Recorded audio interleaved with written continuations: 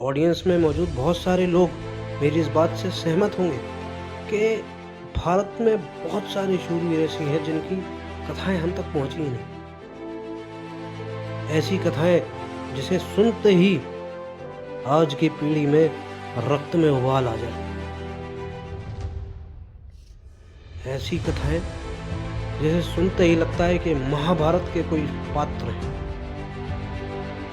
ऐसी कथाएं हमसे बचा के रखेंगे। वो तो धन्य हो वो कवि, वो रचयिता जिन्होंने इन धरोहरों को कविता रूप में हम तक पहुंचाने की कोशिश करी और बचा के रखी इन चीज़ों को हमारे लिए। जी हाँ, मैं इतिहास के कुछ पन्नों में से दो वीरों को आपके लिए उल्लेख करके लाया हूँ आज। मैं बात कर रहा हूँ अलाउद्दीन की। कवि जगनिक ने परिमाल रासो की रचना करी थी। उनका जो काव्य खंड था उसका नाम था परिमाल रासो, लेकिन इसका एक विशेष खंड जिसका नाम है आल खंड, ये सबसे ज़्यादा प्रचलित हुआ लोगों में, और उसका कारण भी अलाउद्दीन थे, क्योंकि ये शूरवीर, इनकी कथाएं उस समय 52 गढ़ों में लोग इन्हें चेहरे से नहीं लेकिन इनकी गाथाओं से जानते थे। 52 गढ़ों में 12वीं शताब्दी में हुए जो 52 गढ़ों की लड़ाई थी उसका इसमें प्रत्यक्ष विवरण है। कवि जगनिक ने जो आला गाई है, आला की रचना करी है, इसको जगह जगह गांव-गांव में खासतौर पर बुंदेलखंड, मध्य प्रदेश, उत्तर प्रदेश और राजस्थान, इन जगहों पे गांव-गांव में इसको बहुत ही जोर शोरों से गाया जाता है। यहाँ तक कि ये मतलब मैं आपको बताऊँ, जो गाने वाले जो होते हैं, जो आला गाने वाले जो लोग होते हैं, जोशों शोरों से उनको खाट पे नहीं बिठाया जाता था हमारे, कहीं ऐसा ना हो कि क्योंकि इतने जोश से, इतने उबाल से वो गाया करते थे कि खाट टूट जाया करती थी। तो शूरवीरता का इस सफर को प्रारंभ करते हैं। चंदेल नगरी के एक राजा हुए जिनका नाम था परिमाल। वहीं महोबा में एक राजा थे जिनका नाम था माल्यवंत। माल्यवंत के 2 पुत्र और 1 पुत्री थी। उस समय 2 पुत्र थे जिनका नाम था, एक का नाम था माहिल और पुत्री का नाम था मलहना। एक और पुत्र था जिसका नाम था भूपति। अब युवा परिमाल ने महोबा पर आक्रमण करा और उसको विजय कर लिया। तो पुराने समय में, पहले समय में क्या होता था कि राजा अपने राज्य को बचाने के लिए अपनी पुत्री का विवाह आक्रमणकारी से कभी कभी कर दिया करते थे। तो राजा परिमाल से भी राजकुमारी मलहना का विवाह माल्यवंत ने कर दिया। विवाह हो गया और माल्यवंत ने अपना राज्य वापस ले लिया। पर कुछ समय बाद रानी मलहना काफ़ी से बहुत प्रेम किया करते थे परिवार, उनकी जो है बात को आज्ञा शुरू किया करते थे, उनकी इच्छा को आज्ञा शुरू किया। तो एक बार रानी मलहना बोली कि महाराज, महोबे में रहने की मेरी इच्छा है, वहीं पर रहना चाहती हूँ। तो सुनकर राजा परिमाल ने अपने ससुर को आदेश दिया कि आपका जो उरई में जो आपका जो महल है, आप वहाँ पर जाकर रहिए और महोबा। और ऐसा ही हुआ। जो इनके ससुर साहब थे, ये उरई में जाके इन्होंने अपनी राजधानी बनाई, वहाँ जाकर ये रहने लगे और वहीं परिमाल महोबा के राजा हुए। ये बात माहिल को बिल्कुल पसंद नहीं आई और यही कारण था जिसकी वजह से ये मलहना को और इसके पुत्रों को बिल्कुल भी पसंद नहीं किया करते थे। आपने महाभारत में मामा शकुनी के बारे में तो सुना होगा। मामा शकुनी कम से कम कौरवों में एक रुचि को दिखाते थे, उनसे प्रेम तो था उसको, और ये मामा माहिल किसी भी भांजे से अपने प्रेम नहीं करता।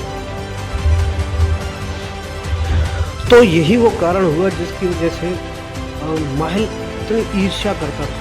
माहिल को ये बात अंदर तक घायल कर दी। ये देश निकाले जैसी स्थिति लगी उसको, जैसे उसको घर से खदेड़ दिया।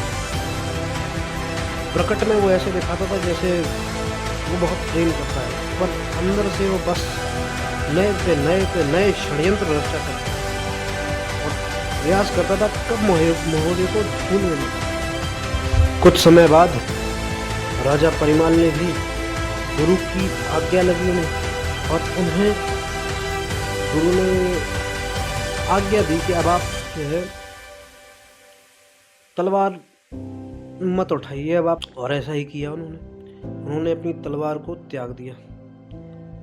पर फिर भी उस समय ऐसा कोई वीर नहीं था जो महोबे पर आक्रमण कर सके, और उसके कारण था परिमाल के 2 सेनापति, जिसका नाम था जसराज और वसराज।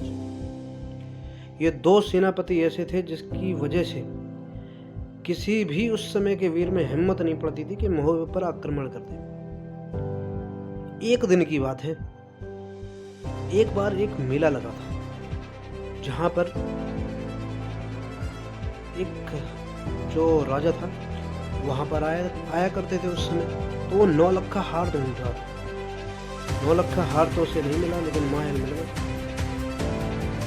माहिल ने कहा, उसको भड़काने का प्रयास करा। उन्होंने कहा आपको 9 लाख का हार चाहिए, यहाँ नहीं मिला पर मिल तो जाएगा, लेकिन तुम में हिम्मत नहीं है कि तुम ले पाओ। ये एक चुनौती सी लगी।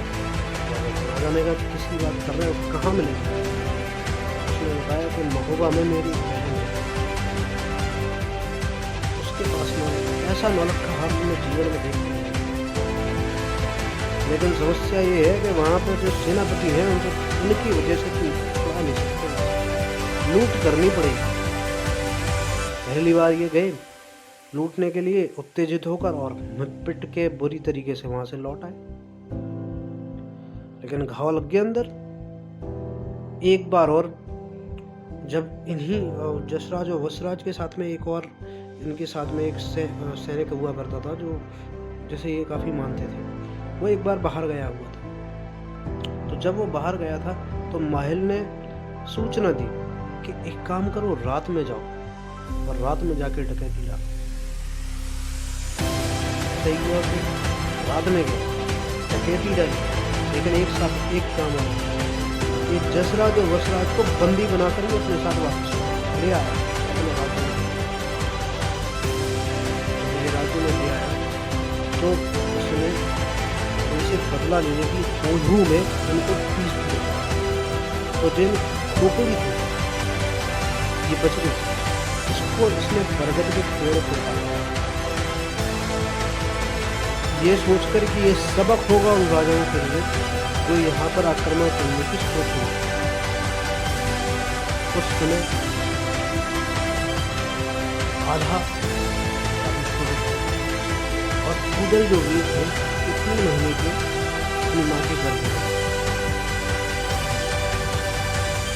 ये बात उन दोनों वीरों से काफी समय तक छुपाई गई। उदल के जन्म में धरती 2.5 हाथ धंस गई। उनकी माँ ने इसको इस तरीके से देखा जैसे ये कोई अपशगुन है, पिताजी की हत्या हो जाए और जन्म लेते ही साथ 2.5 हाथ धरती धंस जाए, ये तो अपशगुन ही है। ऐसा कहकर माँ ने भी धिक्कार दिया। तब रानी मल्हाना ने इनको पाला। रानी मल्हाना ने आला उदल को पाला और वहीं उनका भी एक पुत्र हुआ जिसका नाम ब्रह्मा रखा, ब्रह्मानंद।